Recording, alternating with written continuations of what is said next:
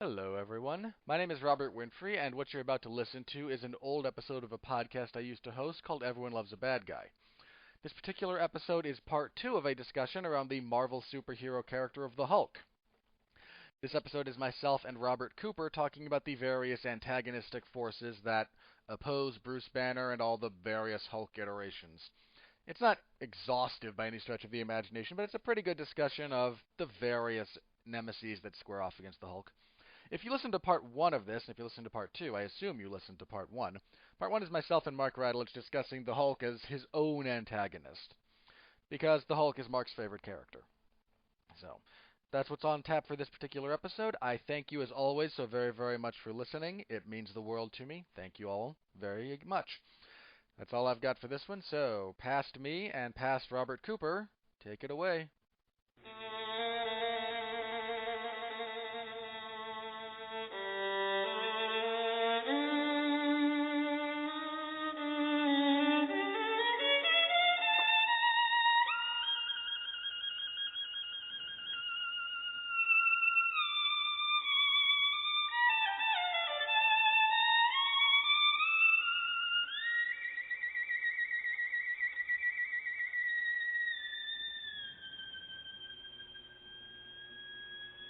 When the devil is too busy and gets a bit too much, they call on me by name, you see, for my special touch. To the gentlemen, I'm misfortune. To the ladies, I'm surprise. But call me by any name, anyway, it's all the same. I'm the fly in your suit, I'm the pest in your shoe, I'm the bee beneath your bed, I'm the bump on every head, I'm the heel on which you slip, I'm the pin in every head, I'm the thorn in your side, makes you wiggle and writhe, and it's so easy when you're evil. This is the life you see, the devil tips his hat to me, I do it all because I'm evil, and I do it all for free. Your tears are all the pay I'll ever need.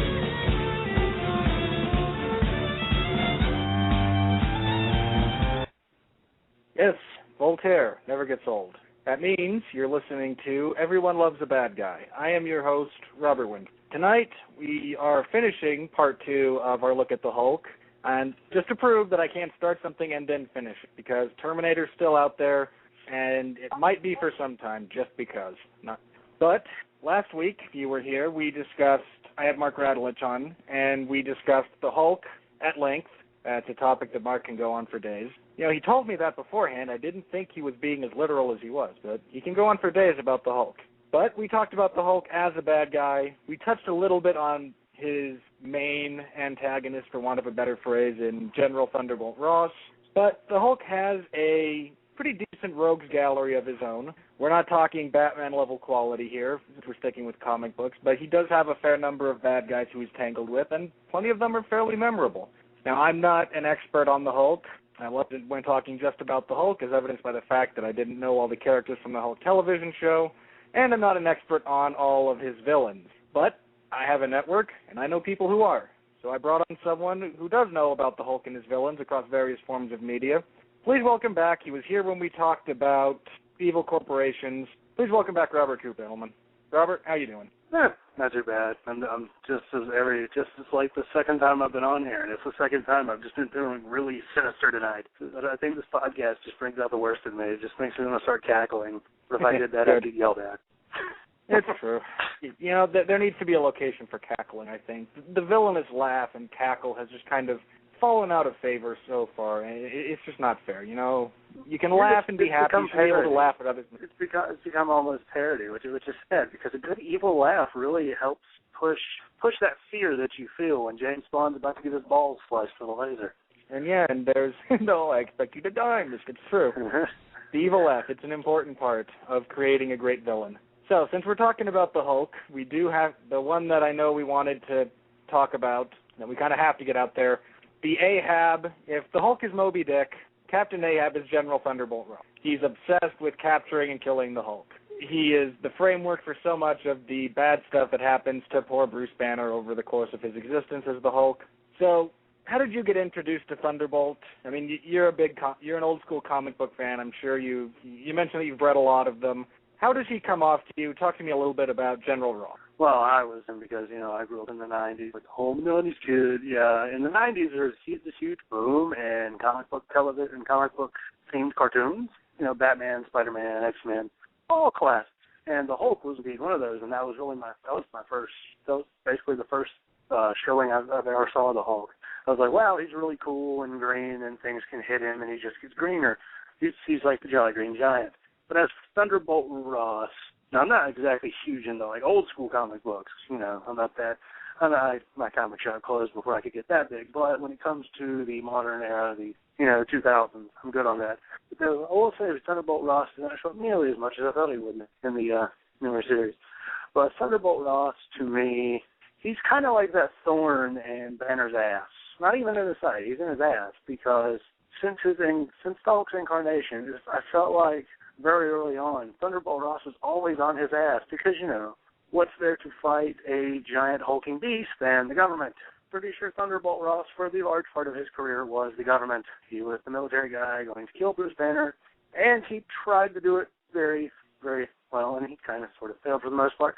Though I think the thing that's very funny is the fact that you have Thunderbolt Ross here, and his daughter is pretty much the one thing that's really keeping the Hulk anchored in humanity with, Betty, because for the most part, Betty is really his motivation for life. Because when you're Dr. Jekyll and you turn into Mr. Hyde all the time and are just an unbridled giant ball of rage, it's good to have a woman to keep you centered. And it's just funny that Thunderbolt Ross... When she's not turning you into the giant green rage monster, she's good to have as your anchor into... Exactly, It's, when she's not being the reason you are turned green, she's nice to have. She's good to be that one thing that you can go back to that will, just cause you to get pissed off again, like most women.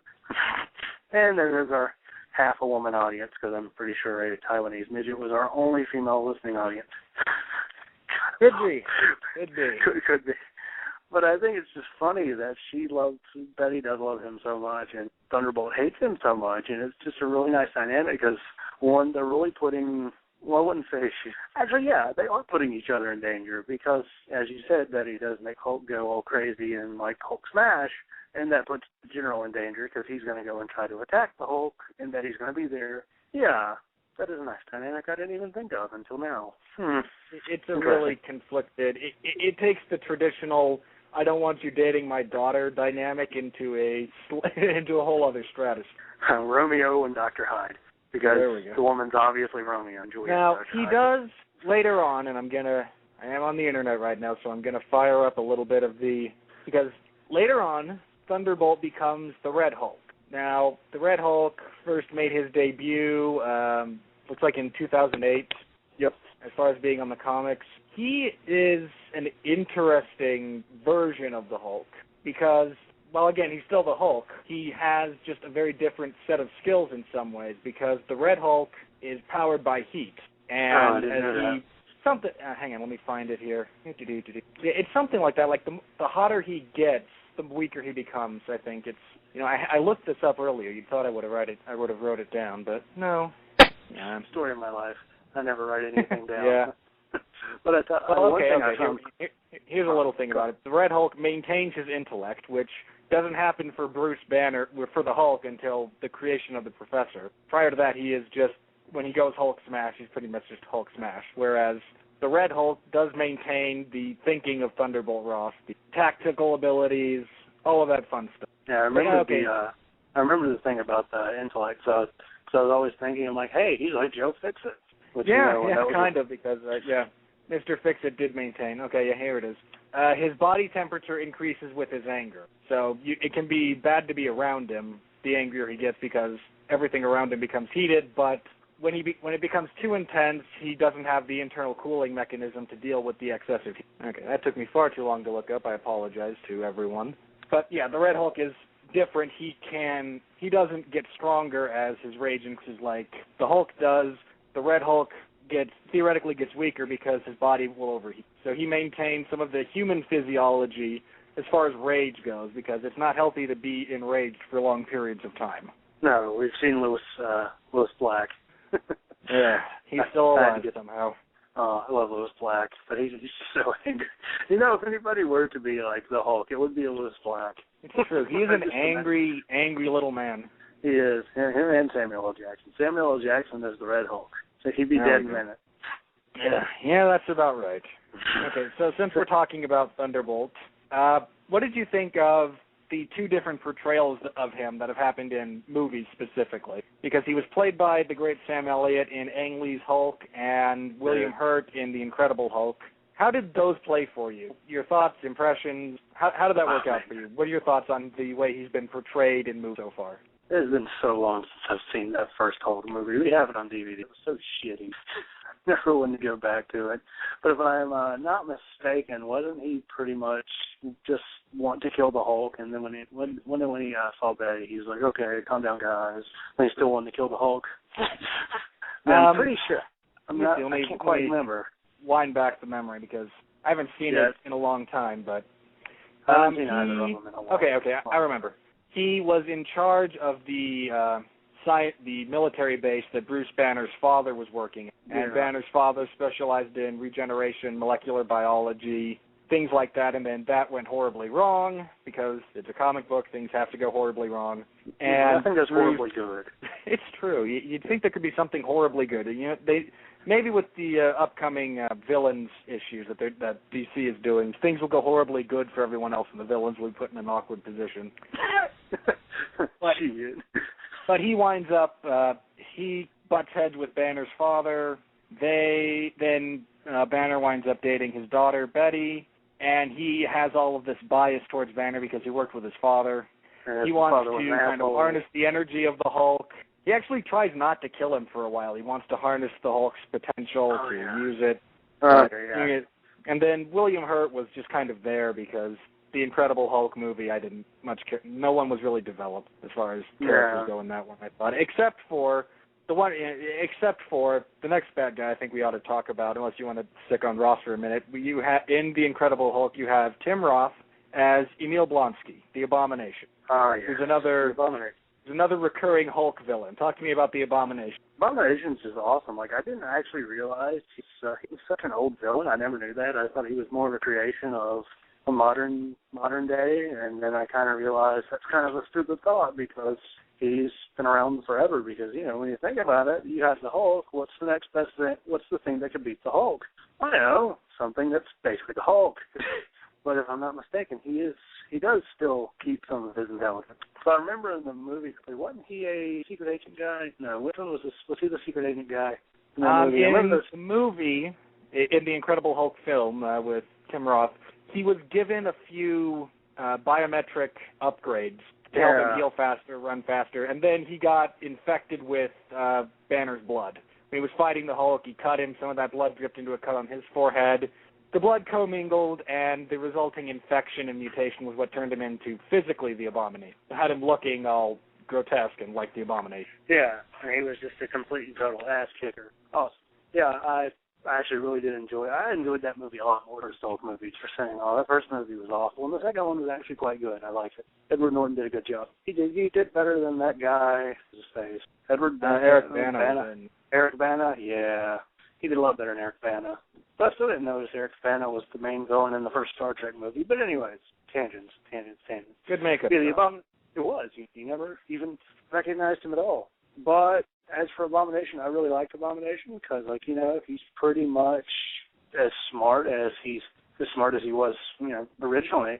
And I like that because it adds a certain tactical advantage, kind of like Thunderbolt Ross. But unlike Thunderbolt Ross, he doesn't have that same weakness. So, he gets madder, he's screwed. Oh no, this guy's basically the Hulk, and he can think, and he can beat the shit out of everything. Oh, I didn't know he has gills. He has gills. That's pretty awesome. I did not know that. It's true, yeah, he can breathe underwater. Again, looking over the internet, I'm not as familiar with all this off the top of my head as I should be. It says here that the Abomination is listed, initially he's like twice as strong as the Hulk, but his strength does not increase or decrease. It's just flat out, he's twice as strong as normal Hulk, so as Hulk gets angrier, he can eventually overcome the Abomination's strength. It just takes enough time for his anger to keep going up. And I did not know that, because I know we're looking at the same Wikipedia page, I did not know he is now strong enough he can, like, shoot hellfire and is even stronger now. I think that's a newer development, because as I said on before the podcast, the Red Hulk thing, I think we got a few issues into that, and we stopped reading it, because, the comics only, it sucks. I think there should be some kind of a rule. You need to have, like, one comic book shop per town. Yeah, there's It doesn't have to be huge. You just need to have one. It's like, the old school drugstore, or you call me crazy, but the old movie rental store too. I mean, I know I have Netflix. Yeah. I love Netflix. Don't get me wrong, but it's one of those things that seems to have kind of gone away, and you really kind of need to bring back a little, Yeah, because it was about 15 minutes from our house, so I'd go there. We'd go there every week. I was a regular during the weekend because I played D&D and stuff there, and I became friends with everybody. But let's see, there's one like 25. There's one about 20 minutes in, like, towards the mall and stuff. So the traffic, like, there's hell, so we never go there. And then the rest of them are like 30 minutes this way, 30 minutes that way. It's one of those. It's not readily available, and really, I don't see many people going on pilgrimages for comic books. Sadly, that and if you want one bad enough, Barnes and Noble, right around where that comic shop was. Barnes and Noble, they are frequent. You can find them everywhere. Yeah. My Barnes & Noble, my local one, the only thing that's really good about it is that they have an impeccable metal selection, because I know they have a guy that works there that it keeps everything in check. So I come in, there's all, like, the new underground releases. I'm like, good job. It's way too overpriced, but good job. But, yeah. At least it's on the shelf. That it is.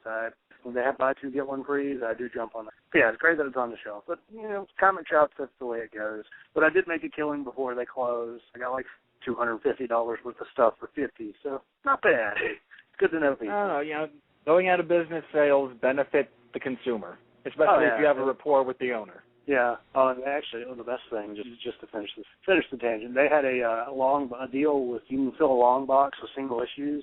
It'd be fill it all the way full. It's $35 flat. Not bad. No, that's a damn good deal. But sadly, I could not justify an entire long box of stuff I only wanted half of. Yeah, I couldn't quite do that as much as I would like to. But the Abomination's a fun one.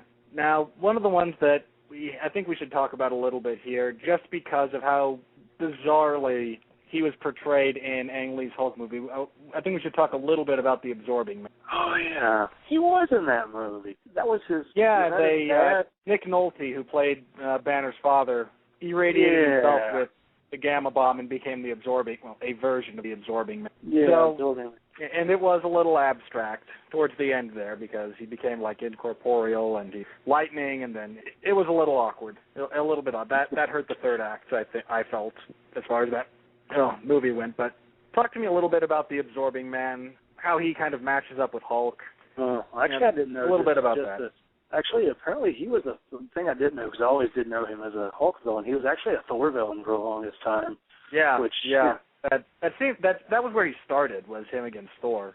Yeah, but it's pretty good. But Hulk, of course, he's a great match for the Hulk, because the Hulk, really strong, really angry, just keeps getting stronger. Well, Absorbing Man, keep your powers for as much as he would like to. Or if you're in a shitty movie with Hulk dogs, he can become lightning and oxygen, and a really overstretched concept. Yeah, I mean, pretty much his name is what he basically does. He just, he absorbs shit, and he can become as strong as and have the same power, which is really, really neat.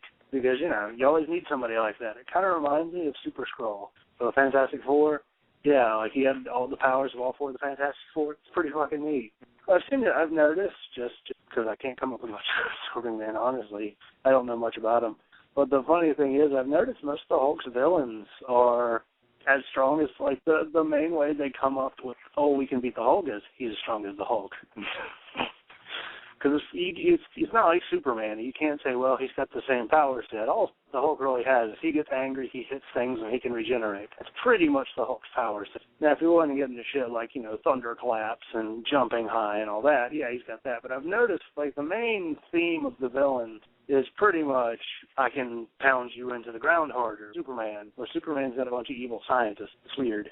Sorry, just random tangent, but I just found that interesting off the top of my head. No, That's fine. That's really interesting. One of the other interesting things I think we need to touch on a little bit here, the multiple personalities of the Hulk. Yes. Now, for those of you who don't know, the original incarnation of the Hulk was not Big Green Rage Monster. No?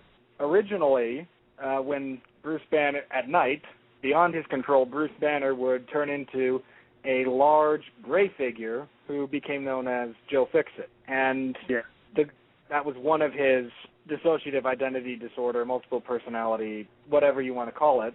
Then he also had other versions of the Hulk that exist within his psyche. And some of them, and Joe Fixit's kind of a harmless being. He's a bit morally ambivalent, but he's not a bad guy. Then you have the Hulk, who will rampage on occasion. Then inside Banner's mind, you get something like Savage Hulk, which is a completely different animal. Yes. And I remember Savage Hulk. Yeah, Savage Hulk was cool. Continue. Sorry. he was. He was all for destroying everything. How it should be. And oh yeah, he's the Hulk. And again, there are other versions of the Hulk that exist within the psyche of Bruce Banner, and again, Savage Hulk is one of them. Guilt Hulk is one of them. Guilt Hulk is the relation of the result of all of his, I would suggest, guilt, the way he feels about what he's done, what went on around him as a child, that whole 9 yards. He actually confronts Guilt Hulk within his own mind with Savage Hulk and Joe Fixit and himself, and then they wind up kind of fusing. There's also probably the most malevolent version, the Devil Hulk. Mm-hmm. The Devil Hulk is also within the mind of Bruce Banner. He's the malevolent part. He's the one who is pissed off about everything that's happened to him, and not just angry about it like the Hulk, who gets angry from time to time.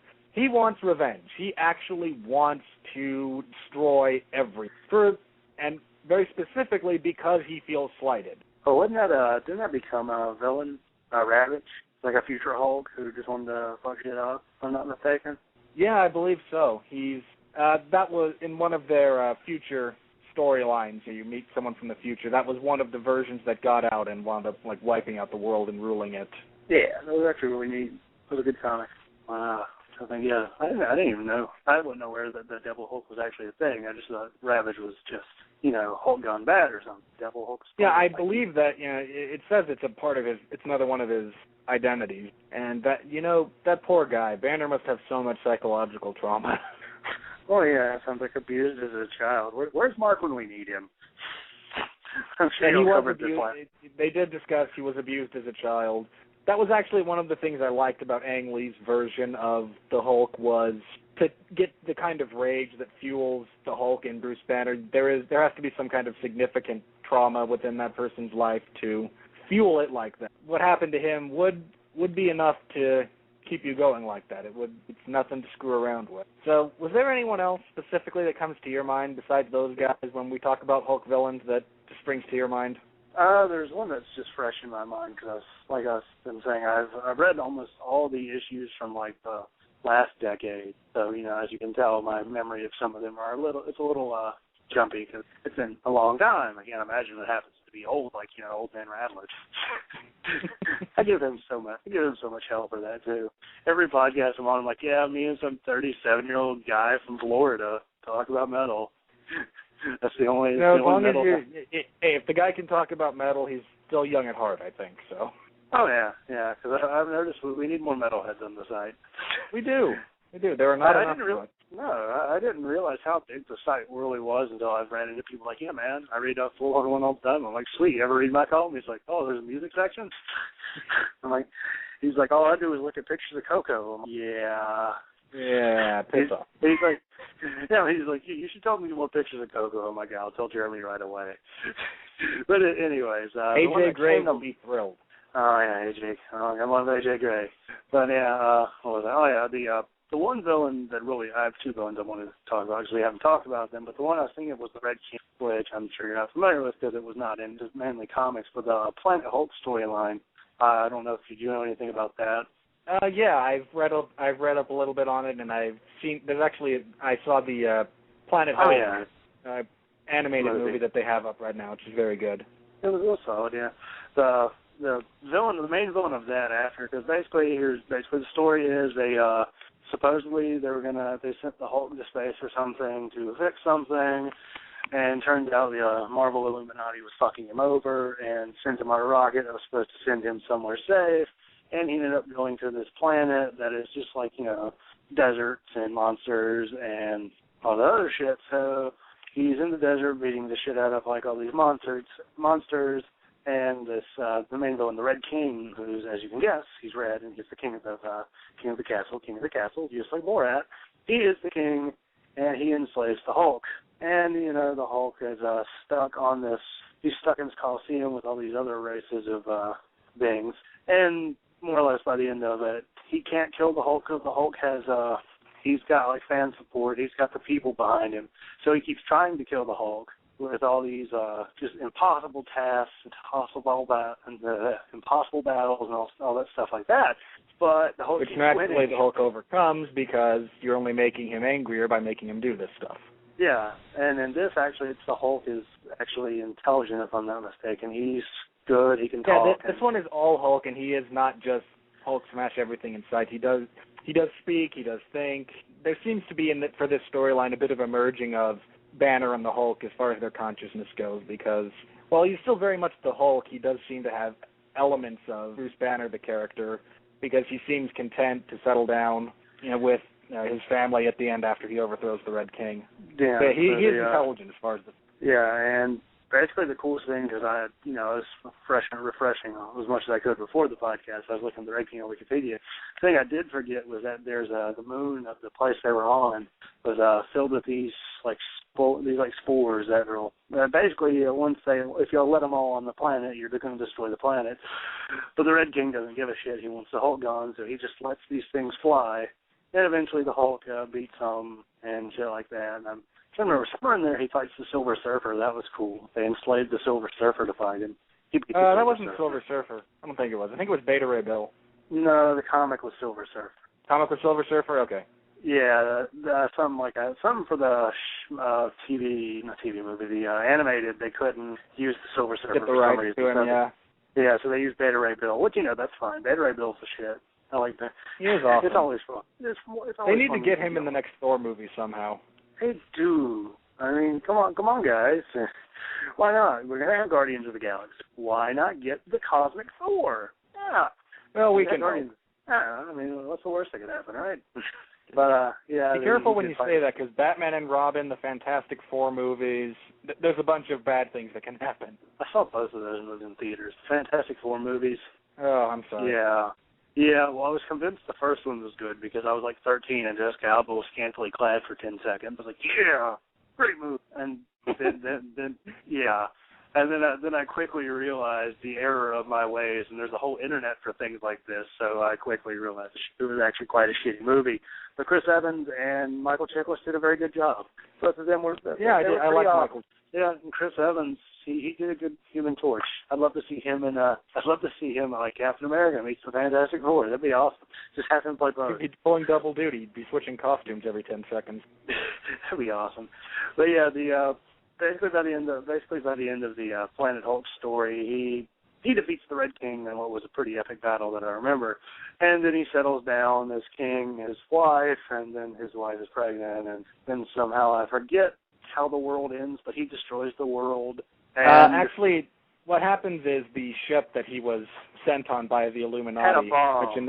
It didn't have a bomb. It comes out that one of his warbound, the insect guy Meek, fiddled with it deliberately to get it to blow up.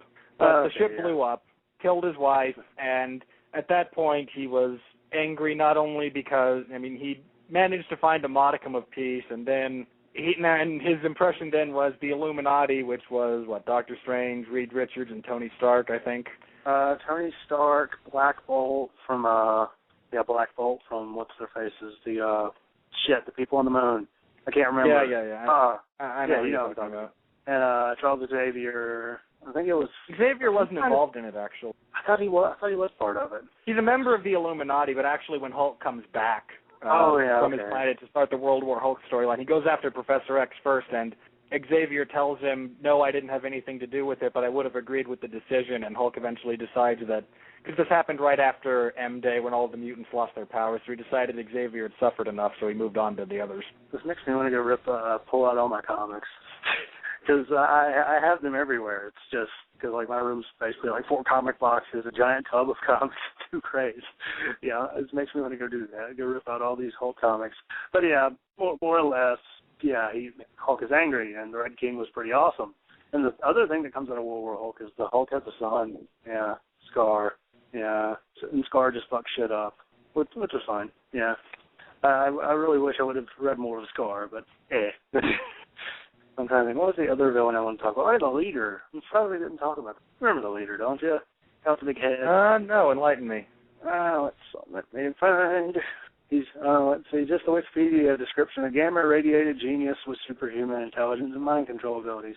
Yeah, he's one of the only villains that's actually not, like, ass-kicking. Most of the Hulk villains are just, I want to fuck shit up and kill everything, and I want to kill you. And they tend to be power versus power. They're big guys and big guys. Destroy as much crap as possible.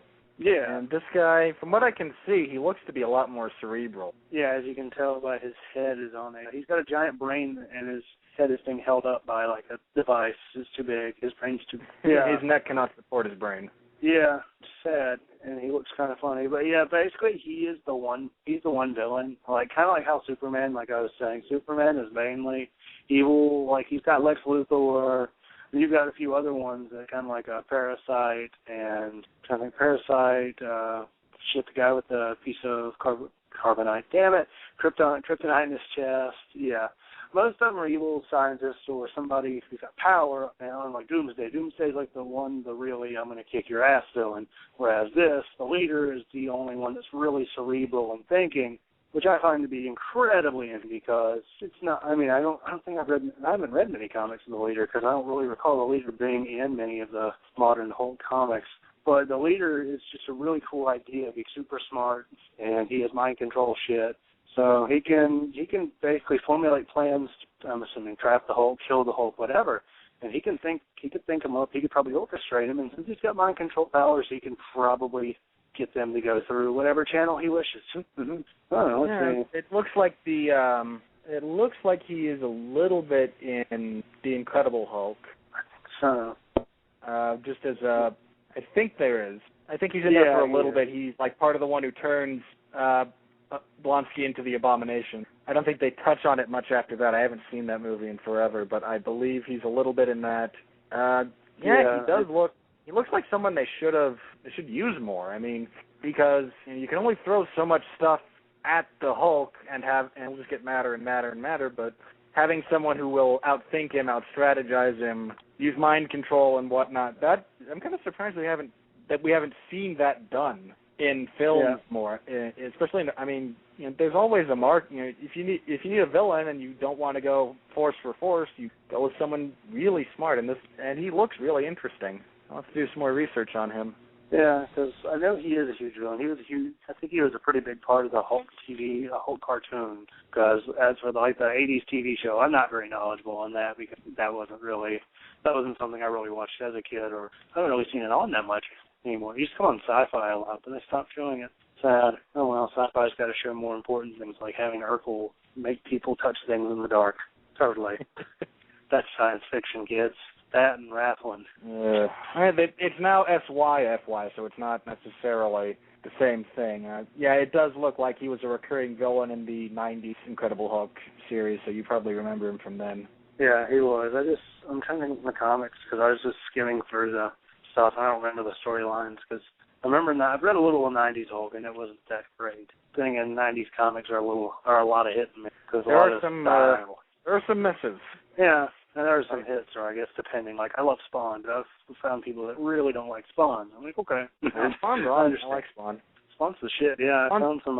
He's an interesting concept. It was well executed. I'm done with Spawn. But, you also got stuff like the One More Day storyline with Spider-Man, or... Oh, that made me mad. Yeah, the One More Day. I always know how to I can always piss off any comic book fan by just mentioning that story arc, and it instantly ruins their day. Actually, I remember because this was like pretty much from like 8th grade to my senior year of high school, that comic shop was open. So every week I got my stepdad into comics. That's why we bought so many, because I got him into them, so he'd buy them. And that wasn't even on purpose. I was just in comics one day, and he's like, "Oh, the Hulk, I like the Hulk. I'm going to buy some Hulk." And that's how that got started. But anyway, though, we were reading everything at the time, and my teacher, one was a PE teacher, he's like, "Hey, Coop, I heard the Spider-Man and Mary Jane are getting divorced." I'm like, "Yeah," and I explained them the whole thing, and they're like, "That's a little weird." I'm like, "Yeah, I'm not even like then I was not a huge fan of it." I'm like, if you're Mephisto, a devil-like character who's like, I want to make a deal with the devil. Mephisto, who made the deal he wanted to bring back Aunt May. He's like, personally, if you were going to do that storyline, I would have had her die of a heart attack like 3 days later. Yeah, that's how it's supposed to work. I mean, that's the type of thing the devil does. I mean, that's instead as many problems there were with the first. As many problems there were with the first. Yeah, it just. And there was also the Clone Saga around that time. Oh no, that wasn't the same time. No. One More Day was One More Day came after Civil War. One More Day was like 2007, yeah, 2008. Yeah. Well, yeah. I get a lot of crap because when I first started reading, I'm not a huge comic fan, but some of the ones that I did pick up and read and got me actually reading the actual books was in the Clone Saga for Spider-Man. Oh, yeah. So there's a little trauma there, but I still stand by. I still have much love for Scarlet Spider-Man in my heart, just because he was there when. Shit. Just because he was there when I started. Oh yeah, I really like that. But now apparently they've done a new an Ultimate Scarlet Spider-Man, and I'm like, sorry, he's not wearing a hoodie. It's not good enough for me. Though it's funny, I guess since we're on tangent land, I got they were selling these things in Circuit City and stuff like that. It was had every issue of Amazing Spider-Man on CD, or it was on DVD. Had every issue PDF format. And, you're fine until you get to the 90s and the 2000s where everything became crossed across multiple books. So you're getting a fourth when you had of the to story. You had to read 3 different titles to keep the story straight in your head. Yeah, that's why I'll never be able to finish the Clone Saga, because I tried to read some of the single issues and I was so confused. And, people who were reading it normally were so confused. Yeah. It was confusing, needlessly confusing. Yeah, it's kind of sad. We're down to a little over a minute left. This has been really? fun. Yeah, man, I'm flies with you. Yeah. What do you want to plug? What do I want to plug? Let's see. Sunday evening, the Hammer of Doom, my metal column where I talk everything, all the news of the week in heavy metal, all the releases, everything like that. It's basically your one-stop. It's your weekly stop for heavy metal. And you want to keep up with releases. Next week is going to be the best week ever in releases. We get new Black Sabbath, new Children of Bodom, and then we get a bunch of underground stuff, new Summoning and Suicadra and stuff like that. It's going to be get all that stuff. Let's see. Mark Radlich and I, last week, we did our part 1 of our Megadeth retrospective where we went from Killing Is My Business and Business Is Good to Euthanasia.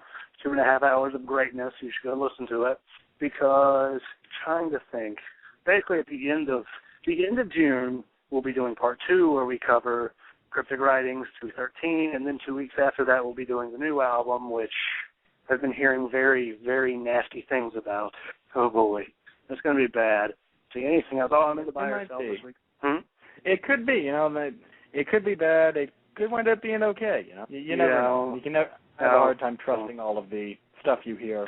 Oh, well, my best friend who basically loves Megadeth as much as I do. He loves as much Megadeth as I do, and he's like, damn, if I weren't a collector, I'd have given the CD back to Best Buy. It's that bad. I'm like, oh, Jesus. I will extend my condolences to you for having to listen to it all then. Oh, yeah, well, I'm still kind of excited because I've heard there's good songs, but out of the 4 they released, one I liked, and then one was a Pantera ripoff, and then one was weird, and the other one was awful, was the title track.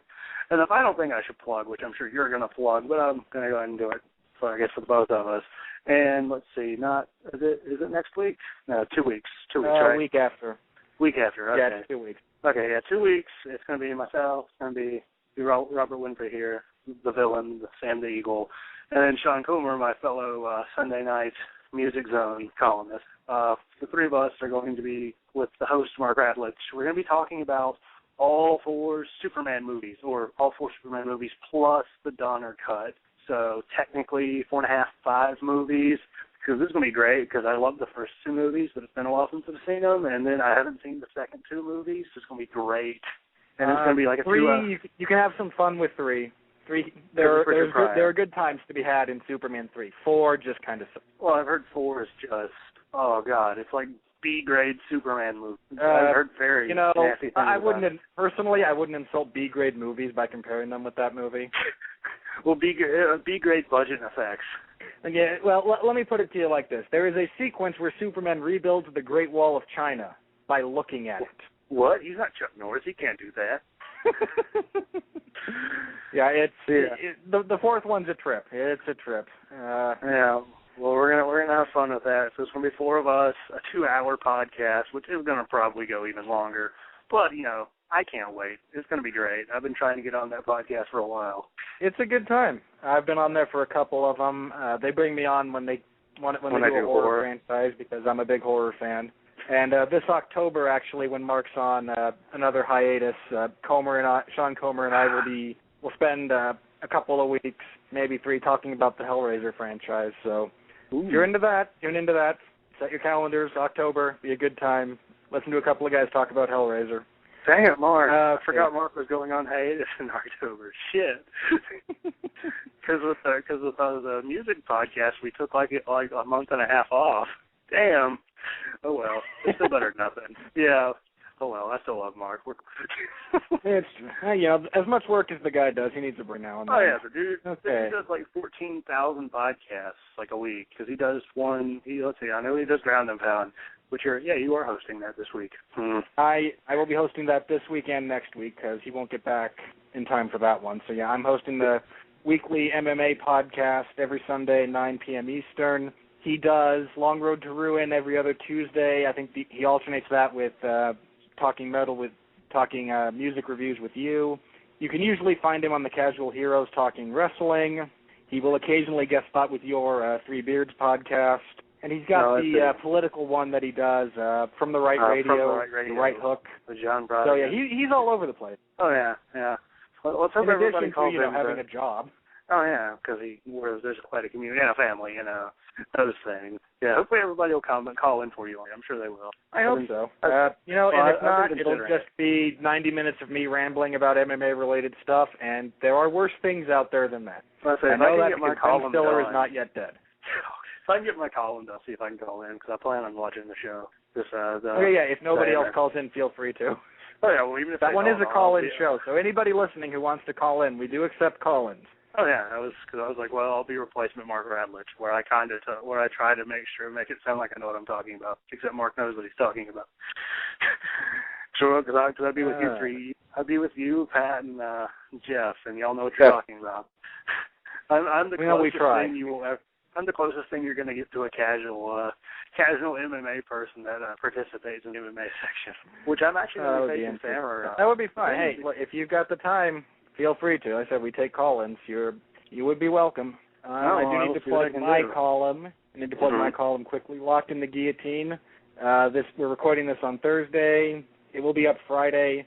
I preview the upcoming UFC on Fuel TV card, the last one, featuring 2 Brazilians fighting for the TUF title, and no one seems to know anything about them or really care that much. The main event is Big Nog taking on Fabricio Verdum. There's some good fights lined up, so I preview the main card, and I talk about the news, like Rampage Jackson signing with Bellator. Yeah, that was fun. Or injuries hurting UFC 161. Click the column, read. You'll get to see all of that fun stuff and more. Robert, it's been fun having you on. I hope you'll come back again sometime if we find something that you feel comfortable talking about. Oh, yeah. Usually with comic books, I'm good. It's just the Hulk. I'm always rusty. I like Batman, Spider-Man. Basically, you can come up with anything. I can usually jump in if I'm good enough. Or we'll just ramble for 45 minutes. Hey, there are worse things to do than ramble for 45 minutes about comic book villains. As I said, you can watch part of a Ben Stiller movie. I mean, hey, you still are the most downloaded podcast on the Radlich and Broadcasting Network. It's true. All right, so for the metalhead, Robert Cooper, who does great things around the website, and we need more metalheads. I am Robert Winfree, the host, reminding you all that shadows are that the light is bright because the shadows are dark. Thank villains for making things sweeter in your life. Have a good night, folks.